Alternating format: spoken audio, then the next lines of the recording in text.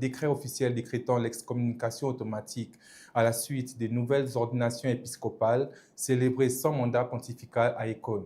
Rome déclare explicitement ces sacrements illicites, avertissant les fidèles que les confessions et mariages célébrés au sein de la fraternité Saint-Pie X sont désormais invalides. La suite avec... Les évêques de la fraternité sacerdotale de Saint-Pie X, Alfonso de Galarreta et Albert Felley, respectivement le principal consécrateur et co-consécrateur, et les évêques nouvellement consacrés ont encouru ipso facto l'excommunication latae sentia réservée à l'apostolique. Cela a été indiqué dans un décret publié ce 2 juillet et signé par le cardinal Victor Manuel Fernandez, préfet du discataire pour la doctrine de la foi, et contresigné par les 2 secrétaires du même discataire. La décision est intervenue 24 heures après la cérémonie solennelle célébrée à Écône, en Suisse, le matin du 1er juillet 2026. Le discataire de la doctrine du décret de la foi établit que, dans l'acte d'accomplir la consécration, les consécrateurs et ceux consacrés ont encouru l'excommunication prescrite.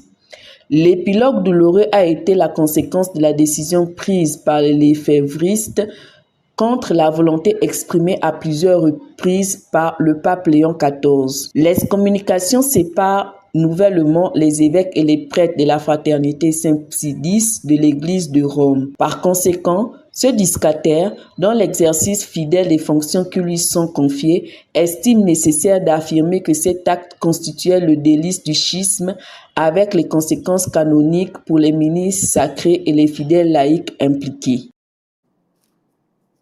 Avant de refermer cette édition, retour sur les temps forts de l'actualité de ce jour.